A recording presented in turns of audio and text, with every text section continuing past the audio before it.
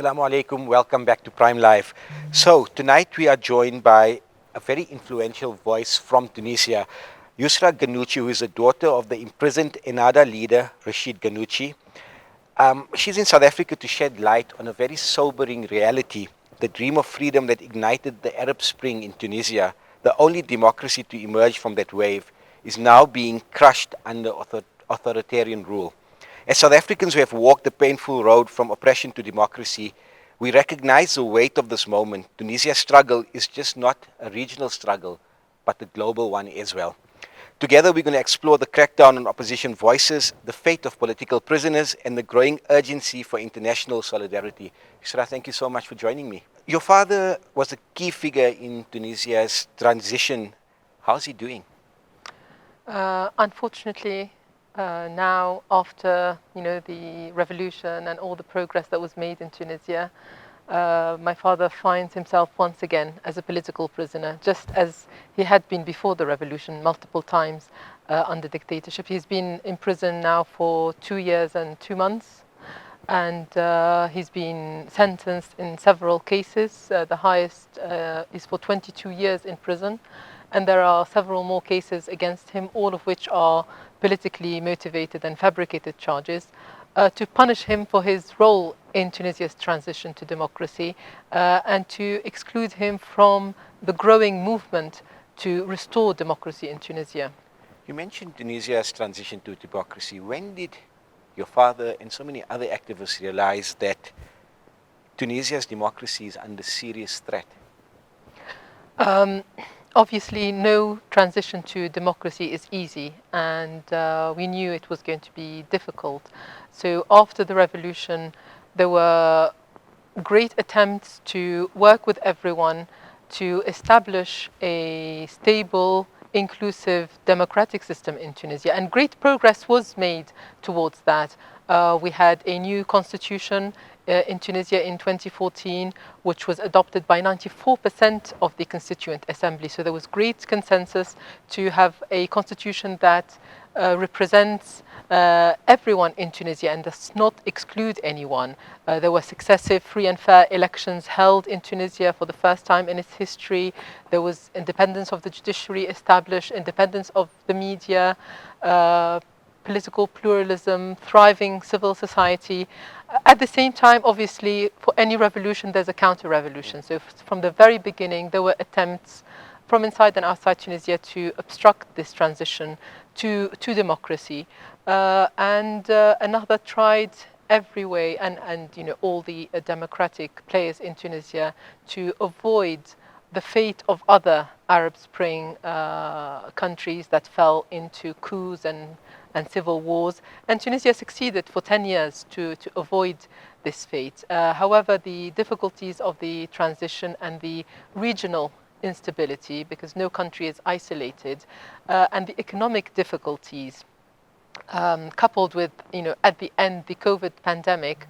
So all these difficulties were exploited by a populist leader, Qais Said, who convinced some people that the difficulties of democracy can be fixed by getting rid of all these cumbersome checks and balances and offering people false hope that he will fix the economy and achieve all their dreams.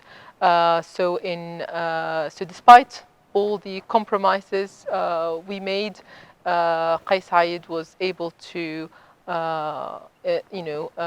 impose his coup on the 25th of July 2021, when he suspended Parliament, and my father was Speaker of Parliament at the time, the democratically elected Speaker of Parliament, and dismissed the government, suspended the constitution, and then went on to dismantle every single institution that had been built. So although at the time there was, as I said, some support from people who were misled by the populist promises, and there were also certain sections of, from across the political spectrum who thought that they would give a chance to Qais Said. My father, from the first moment, he said this is a coup, and he went out on the first night of the coup in front of the parliament and demanded entering parliament as the Speaker of Parliament. And from then on, he became the target of persecution, not just himself, anyone who opposed the coup. And as he continued with others to try and build a united and diverse front to oppose the coup and restore democracy in Tunisia, they have been punished by being imprisoned, but they continue to struggle. And I think that's something that resonates here with South Africa's history. You know, you have a long history of struggle for freedom, and you know what political prisoners are. You know, you have a whole legacy from Mandela, Ahmed Kathrada, and so many others that we grew up, you know, hearing their names and getting great inspiration from them and from their determination and steadfastness. You know, we're here again to seek support from the democracy that you have here in South Africa. Before we speak about what South Africa and the international community can do or have not done, I just wanted to check, how has President Kais Saied managed to consolidate so much power in the 4 years that he's been in power? I mean, to basically everything you mentioned previously, a flourishing civil society, one of the success stories of the Arab Spring. He's managed to destroy it and go into a full dictatorship. As I said, I think perhaps people thought that you know, they had great expectations after the revolution that everything was going to change overnight and all problems will be solved, unemployment, poverty, inequalities, etc. Whereas in a democracy, this is an ongoing process. As you know, here in South Africa, you know, even when the struggle against apartheid triumphed, these problems were not solved overnight, and this is something that, you know, every country deals with, particularly in a transition. Those problems are entrenched and they need, you know, a long time to solve. So people's high expectations and their dissatisfaction and disappointment were exploited by Kais Saied, and there was also a rising wave of populism around the world, and a rise of you know, authoritarian drift and regression across our region. So that helped him. Tunisia was the sole, you know, surviving democratic model in a sea of civil wars and coups and authoritarianism. So Kais Saied exploited people's dissatisfaction, the regional situation, and sold himself, just as dictators before the revolution did, as someone who will provide stability in Tunisia. And sadly, we see, you know, a repeat of history.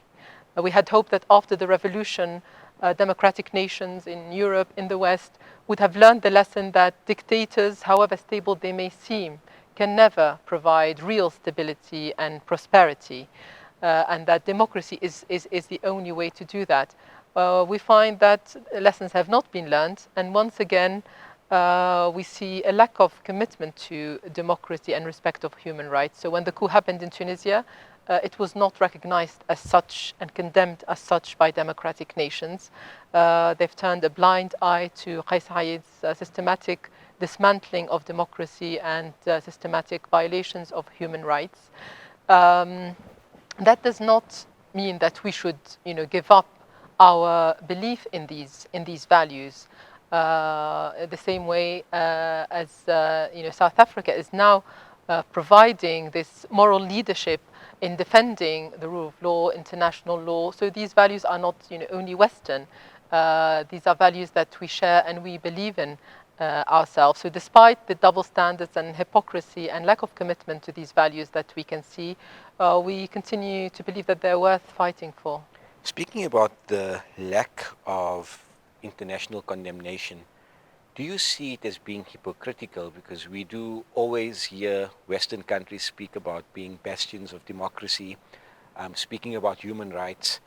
Somehow do you feel that when Arabs, Muslims, or not blonde hair, blue-eyed people are being targeted, we see silence from Western countries? I mean, we saw what happened in the Ukraine compared to what's happening in Palestine, just as an Absolutely. example, where we see the world up in arms over what's happening in the Ukraine, where the world is silent on Tunisia, the world is silent on Sudan, the world is silent on Palestine. What do you find it hypocritical, and what can we do as the global South to get these countries to start talking, or should the global South ignore the hypocrisy of the West and start making decisions on our own? Absolutely. You see what's happening in Gaza every day with this unfolding genocide. Every day, watching hundreds of children, innocent people being massacred. And we see, countries that profess to uphold human rights and democracy and the rule of law, not only turning a blind eye, but being complicit in this genocide and standing by the aggressor. And we see also in the Arab world, we see that dictatorships that were born out of coups, around Palestine are not only silent and inactive, but are also preventing popular expressions of solidarity, as we saw recently in the convoy, the solidarity convoy that tried to reach Gaza through Egypt. So this points once again to the fact that dictatorship can never provide prosperity and can never provide support to the causes of freedom. And we need democracy in our countries, and we need to turn to democracies. So we find whereas the West is demonstrating this double standards and hypocrisy, we find countries like South Africa are defending the rule of law and demonstrating moral leadership in bringing Israel to justice. So this points to the fact that all these struggles are intertwined. The struggle for freedom within our countries, the struggle to establish democracy, the struggle to have real independence. So what is happening right now should not make us feel hopeless or helpless, but should lead us to unite with others who share these values. Very quickly, my final question to you would be, despite the repression and everything going on there, is there still hope for a democratic Tunisia?